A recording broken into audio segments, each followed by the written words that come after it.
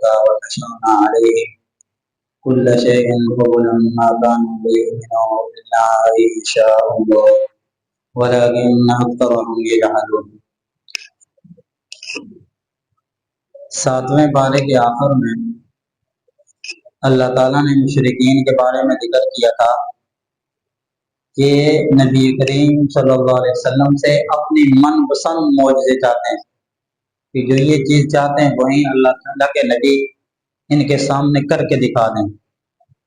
اس بارے کے شروع میں فرمایا کہ ان کو اگر آسمان سے فرشتے اترے اور ان کی کئی باتیں پوری کرنا شروع کر دیں یا قبر سے مردے اٹھیں اور ان سے کلام کرنا شروع کر دیں پھر بھی یہ ایمان نہیں لائیں گے کیونکہ ہیں ضدی. یہ صرف معجزے طلب کرتے ہیں لیکن ایمان اس صورت میں بھی نہیں لائیں گے. پھر فرمایا وَكَذَلِكَ جَعَلْنَا لِكُلِّ نَبِيٍّ عَدُوًّا شَيَاطِينَ الْإِنسِ.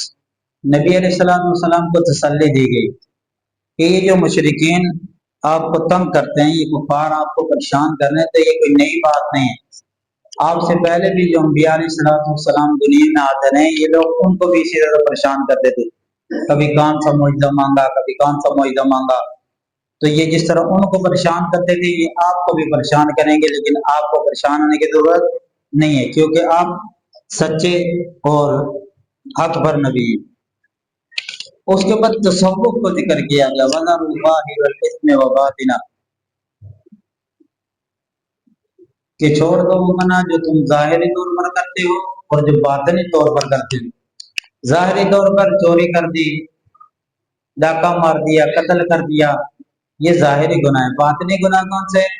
کہ کینہ، حسد، بغض، یہ وہ چیزیں جو باطنی گناہ ہیں. ان دونوں کو چھوڑنے کا حکم دیا گیا. گناہوں کی مثال یہ گندگی کی طرح ہوتی ہے کہ جس طرح گندگی سے بدبو آتی ہے اسی طرح جو گناہ ہوتا ہے یہ بھی بدبودار ہوتا ہے. اور نیکی کی مثال خوشبو کی طرح ہوتی ہے. اسی لیے ہم نے دیکھا کہ جس طرح خوشبو کسی شخص نے استعمال کی ہر بندہ اس کے قریب ہوتا ہے، اسی طرح کوئی دیندار شخص ہوتا ہے، نیکوکار لوگ ہوتے ہیں تو ہر بندہ اس کے قریب ہونے کی کوشش کرتا ہے، اور گناہگار شخص سے ہر بندہ دور رہنے کی کوشش کرتا ہے. اس کی شکل سے پھٹکار نظر آ رہی ہوتی ہے. تو گناہ بدبو کی طرح ہوتے ہیں، گندگی کی طرح ہوتے ہیں.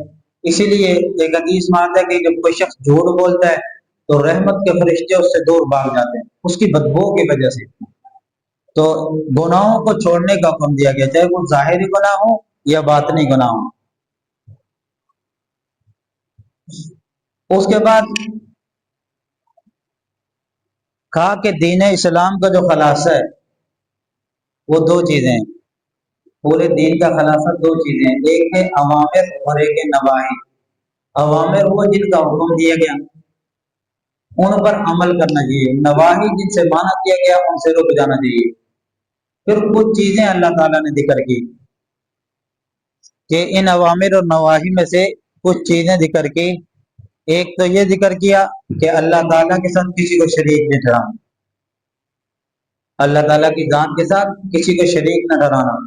اور اس کے ساتھ متصل ذکر کیا کہ والدین کے ساتھ حسن سلوک کرنا. اکثر جگہ میں جہاں اللہ تعالیٰ نے یہ ذکر کیا کہ اللہ کے ساتھ کسی کو شریک نہ ٹھہرانا، ساتھ ہی والدین کے ساتھ حسن سلوک کا بھی ذکر کیا.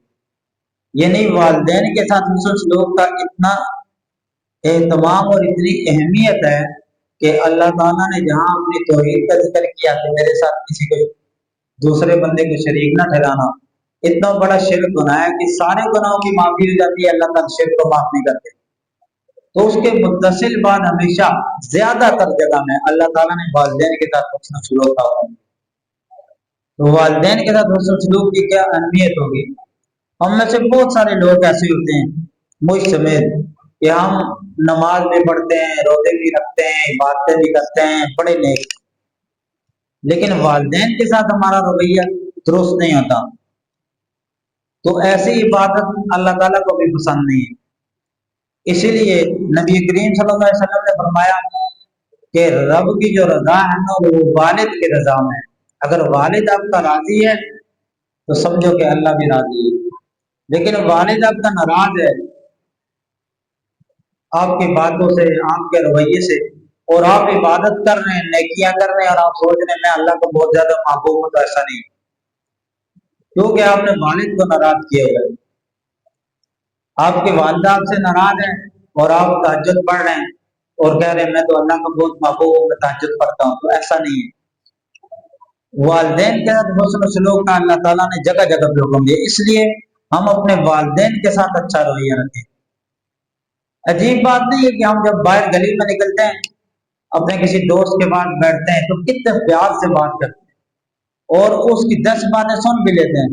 کبھی وہ غصے میں کوئی بات بھی کرتے ہیں، کہتے ہیں خیر ہے یار میرا دوست ہے، اور وہیں جب ہم 10 منٹ کے بعد اپنے گھر پہنچتے ہیں اور والدین کے سامنے ایک بات والد سخت کر دے، ایک بات صرف، تو ہم ایسے سمجھتے ہیں جیسے انڈیا نے پاکستان پہ حملہ کر دیا، کہ میرے والد نے ایسی بات کیوں کہہ دی، میری والدہ نے سخت بات کیوں کہہ دی۔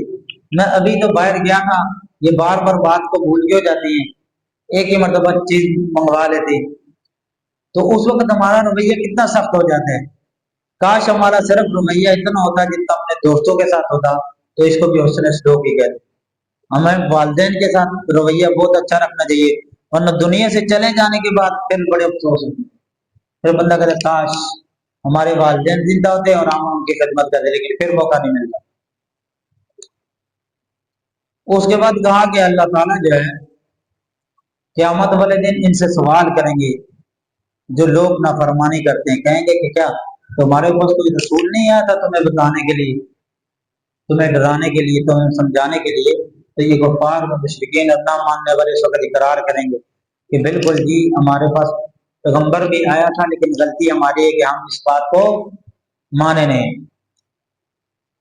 اس کے بعد کہا کہ کوئی بندہ صرف نیکی کا ارادہ کرتا ہے، نیکی کرتا نہیں ہے، یہ جو دعوت و تبلیغ والے کہتے ہیں نا کھڑے ہوتے ارادہ لکھوا دیں یہ بھی نیکی ہے ثواب ملے گا، لوگ مذاق کرتے ہیں، یہ دیکھو بھائی انہوں نے مذاق بنایا، مذاق نہیں ہے، قرآن کا اصول ہے کہ کوئی بندہ نیکی کا ارادہ کرتا ہے صرف، تو اس کی نیکی لکھ دی جاتی ہے، اور جب وہ نیکی کرتا ہے تو اس ایک نیکی کے بدلے 10 نیکیوں کا ثواب لکھا جاتا ہے۔ یہ اللہ تعالیٰ کی کریمی والا معاملہ ہے کہ آپ نے نیکی کا ارادہ کیا، آپ کی ایک نیکی لکھ دی گئی، اور آپ نے نیکی کر لی تو 10 نیکی کا ثواب لکھا جاتا ہے، اور اس کے بدلے میں انسان گناہ کا ارادہ کرتا ہے، اللہ گناہ نہیں لکھتے، گناہ کر لیتا ہے تو صرف ایک گناہ لکھتے ہیں۔ کتنا رحیم اور کریم اللہ ہے کہ نیکی کے بدلے میں تو 10 نیکیاں دے رہے ہیں ایک نیکی، اور گناہ کر رہے ہیں تو صرف ایک گناہ۔ لیکن اس کی شرط ہے، شرط کیا ہے؟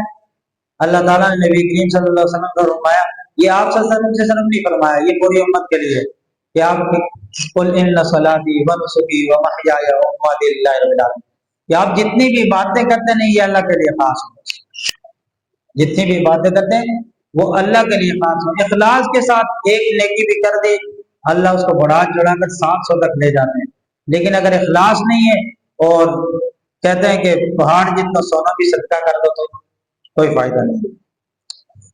اس کے بعد اگلی صورت میں ایک مسئلہ بیان کیا کہ خذوا زینتکم عند کل مسجد، کہ جب آپ اللہ کے گھر میں جاؤ نا تو زینت اختیار کر جاؤ، خوبصورتی، جس طرح آپ کسی کے گھر مہمان جائیں، کسی کی شادی میں جائیں، کسی بڑے بندے کے پاس جائیں تو آپ کیا کوشش کرتے ہیں کہ یار میں اچھا لباس پہنا ہوا ہو، واسکٹ ہو، سر پہ ٹوپی بھی ہو، سندھی ٹوپی پہنی ہوئی ہو، بہت خوبصورت بن کے جاؤں، تو پتہ تو چلے میں اس کو پتہ چلے یار جی ماشاء اللہ وی آئی پی بندہ ہے۔ اسی طرح جب ہم اللہ کے گھر میں آئیں تو خوبصورتی اختیار کر کے آئیں، زینت اختیار کر کے آئیں۔ اس کا یہ مطلب نہیں ہے بہت عمدہ عمدہ آپ کپڑے پہن کے آئیں گے، نہیں، کم از کم لباس ایسا ہونا چاہیے کہ جس کو لباس کہا جا سکے۔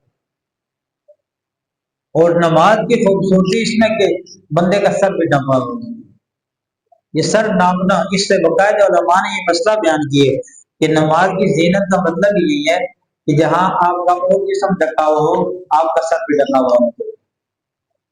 تو ایک چھوٹی سی ٹوپی اگر آپ 24 گھنٹے سر پہ نہیں پہن سکتے تو آپ لوگ نہیں پہنتے، حالانکہ ٹوپی تو سر میں رکھنا یہ زینت والی بات ہے، سر ڈھانپ کے رکھنا میرے نبی علیہ السلام کی سنت ہے، اس میں تو حسن ہی حسن ہے۔